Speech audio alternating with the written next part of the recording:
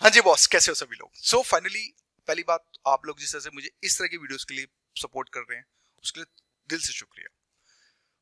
जिस तरह से आप लोगों ने मेरे अग्निवीर और पाकिस्तान की वीडियो और भी जो मैंने वीडियोस बनाई थी उस पर जो आप एक एक टॉपिक को एक एक एनालिसिस करके देखते हो उसके लिए थैंक यू सो मच। आज हम जो एनालिसिस करेंगे बुलेट ट्रेन को लेके करेंगे। बुलेट ट्रेन देखो दोस्तों, यहाँ पर हम निष्पक्ष होकर बात करते हैं, हम किसी पॉलिटिकल पार्टी के साथ नहीं। हमारे लिए कांग्रेस भी चोर है, बीजेपी भी चोर है और बीच का जो बच्चा केजरीवाल ये भी चोर है। मैं एक बात बता रहा हूं, हम यहाँ पे बिल्कुल निष्पक्ष होकर बात करेंगे क्योंकि देखिए हम चाहते हैं हमारे साथ वो यूथ जुड़े जो सोच पे चलता है, जिसको प्रो भी पता हो, कौन सी पता हो, बैलेंस अप्रोच भी पता हो कि एक वे फॉरवर्ड भी क्या हो।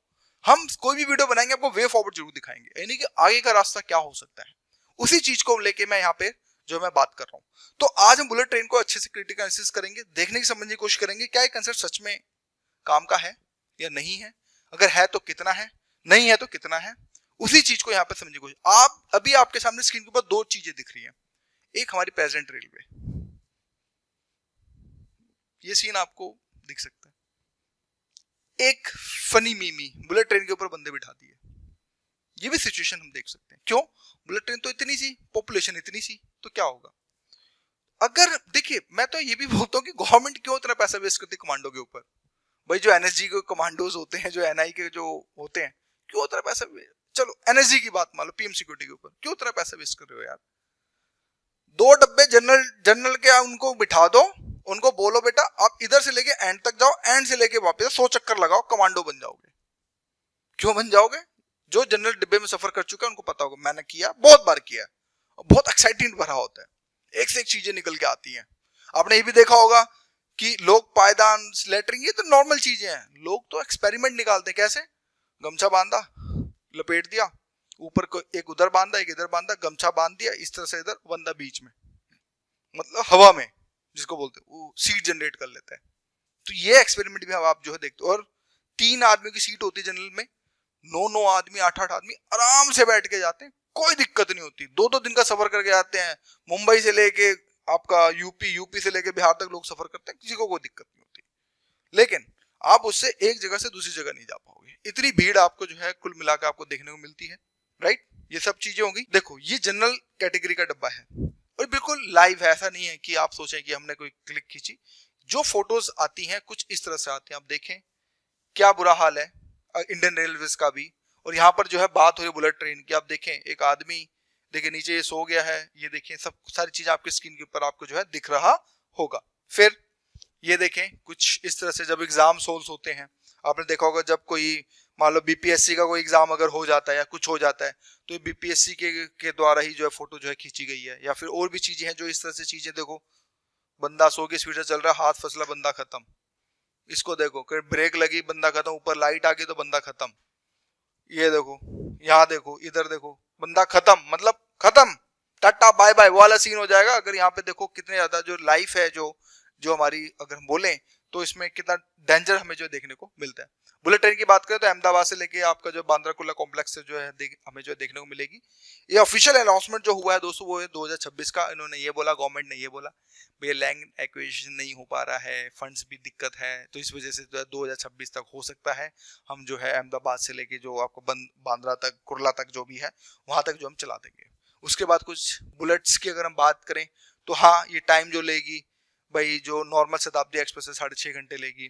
अगर हम बुलेट ट्रेन की बात करें तो अप्रोक्स 2 घंटे लेगी। फ्लाइट की बात करें तो 1 घंटा लेगी, जिसमें से स्पीड की बात दिखाई गई है 131, 320, 700 किलोमीटर प्रति घंटा। एक्सपेक्टेड किराया जो अभी चल रहा है 2000 का है इसका, शताब्दी का। फिर आपका 3000 से 4000 बुलेट ट्रेन का होगा, फ्लाइट का 4000 के आसपास होगा। यहाँ पे क्वेश्चन आता है, क्वेश्चन ये है कि बुलेट ट्रेन देखो हम कर रहे हैं, अच्छी बात है, इतनी इन्वेस्टमेंट्स कर रहे हैं, तो क्यों ना फ्लाइट से क्यों नहीं भेजे? 4000 है, 3 से 4000 इसका भी किराया होगा। आदमी, हम इतनी इन्वेस्टमेंट क्यों कर रहे हैं भाई? 1 लाख करोड़ के आसपास जो इन्वेस्टमेंट, जिसमें 80% जो जापान अपने सॉफ्ट लोन के तौर पे दे रहा है, कर्ज तो दे रहा है, रेट ऑफ इंटरेस्ट कम ले रहा है लेकिन दे तो रहा है, लेकिन इंटरेस्ट तो लेगा, कोई फ्री में तो देगा नहीं। तो उस कंडीशन में यहाँ पर अभी हम इसकी भी बात करेंगे, क्या है, किस तरह से है और क्या नहीं है।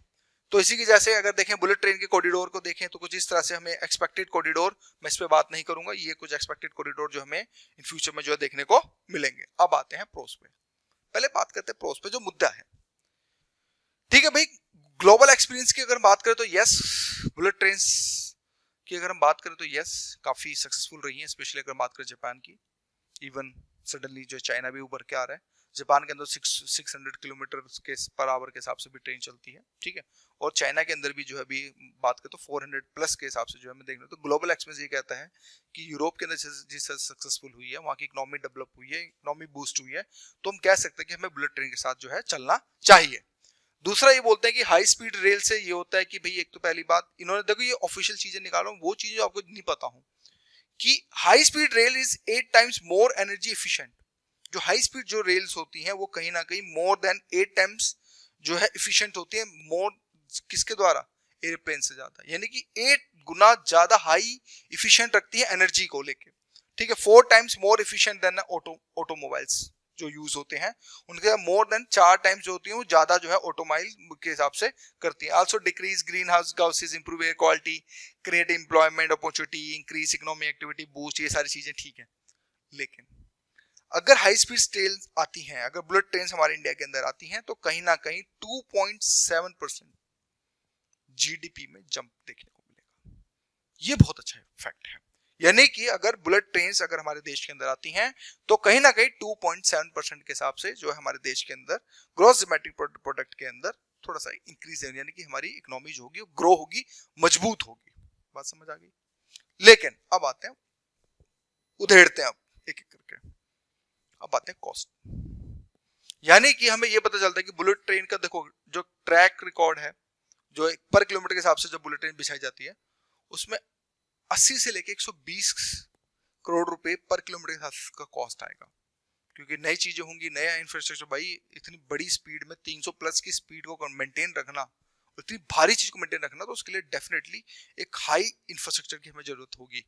और ये मैं कोई डींगे नहीं हाँक रहा हूँ, ये राज्यसभा में जो स्टेट मिनिस्टर हैं उनकी स्टेटमेंट राज्यसभा में रिकॉर्डेड है, उसके थ्रू चीजें निकाली गई हैं। साथ में बोलते हैं कि नॉर्मल ट्रैक के लिए ऑर्डिनरी ट्रैक जो जैसे इंडियन रेलवे जो ट्रैक होता है नॉर्मल वाला, उसमें ठीक है 10 से आपको 12 करोड़ रुपए आ जाता है, डिपेंड करता है सिचुएशन के हिसाब से। और मेट्रो ट्रेल्स के लिए 150 से लेकर 200 करोड़। लेकिन मेट्रो ट्रेल्स इसलिए फायदा क्योंकि सिटी के अंदर होते हैं। दिल्ली के अंदर मेट्रो सक्सेस हुई है, लेकिन आपकी वहां नहीं हुई, लखनऊ में। क्यों? बात करेंगे उस पर फिर कभी एक बात करेंगे, डिस्कस करेंगे। और आउटडेटेड इन्वेस्टमेंट्स होती हैं, यानी कि अगर बात करें जिस तरह से अभी हम जो है बुलेट ट्रेन के पीछे भाग रहे, भाई हम हाइपर लूप ट्रांसपोर्टेशन के पीछे क्यों नहीं भाग रहे? हाइपर लूप जो ट्यूब के थ्रू जो वैक्यूम बना के जब हम अंदर से मतलब कि डालते, तो एक जिसमें फ्रिक्शंस कम होता है, स्पीड एनर्जी कम लगती है, स्पीड ज्यादा होती है, तो क्यों ना हम हाइपर लूप ट्रांसपोर्टेशन की तरफ क्यों नहीं बढ़ते? अगर हम फिर बुलेट ट्रेन के पीछे क्यों भाग रहे हैं, जबकि बुलेट ट्रेन में हमें फ्रिक्शन देखने को मिलता है। लो फेयर चैलेंज भी एक मुद्दा है। एक IIM अहमदाबाद की, यानी इंडियन इंस्टीट्यूट ऑफ मैनेजमेंट एक अहमदाबाद है, उसकी एक स्टडी हुई थी, टॉप मोस्ट इंस्टीट्यूट है MBA में। तो उन्होंने ये बोला कि इंडिया के अंदर लो प्राइसेस बहुत कम है, मतलब कि जो फेयर प्राइसेस काफी कम है। 15 अगर हम बात करें 300 किलोमीटर जाना है तो आपको 1500 रुपए देने होंगे।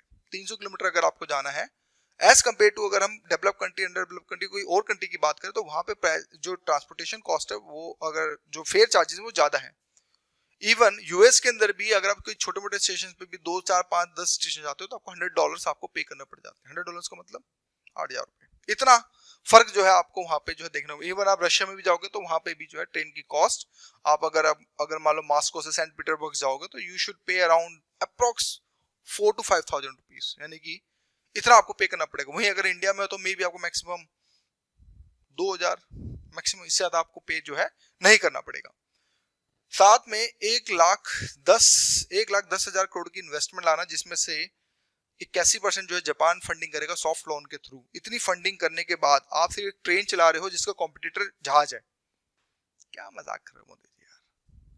ठीक है, इन्वेस्टमेंट होगी, ग्रोथ होगी, एक अलग चीज है यार। इतनी इन्वेस्टमेंट अगर अब हम अपनी ऑर्डिनरी ट्रेन में डाल दें, ठीक है, इन्वेस्टमेंट मिली हमें बुलेट के, अगर हमें यही इन्वेस्टमेंट अगर हम अपनी नॉर्मल ट्रेन में डाल दें, सबसे पहली बात यूपी बिहार को ज्यादा ट्रेन चाहिए क्योंकि डेंसिटी ज्यादा है पॉपुलेशन की, ट्रेन कम है, डेंसिटी ज्यादा है। तो एक तो ये बात, कितना फायदा होगा। जो बच्चे, महिलाएं जो निकलती हैं, जो ब्लेटिंग के पास जो सफर करती हैं, जिनको वेटिंग की टिकट होती है, इन पे क्यों नहीं काम किया जाए? क्यों भाई? कोचेस जरूरी है, जरूरी तो नहीं है, क्यों भाई इंपोर्ट कराओ। अगर मान लो चेन्नई अगर नहीं कर पा रहा फुलफिल, इंपोर्ट कराओ। मैक्सिमम ट्रेन दो, 1,10,000 करोड़ बहुत बड़ी इनकम होती है।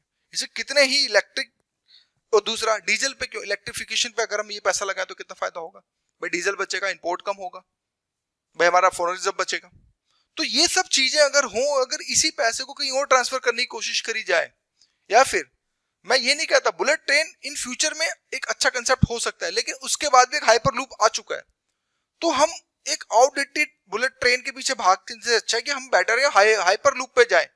हाइपर लूप पे अगर हम काम करें तो डेफिनेटली हमारा देश का भी नाम होगा, इंडिया एक ऐसा कंट्री जो एडवांस टेक्नोलॉजी लेके आया है।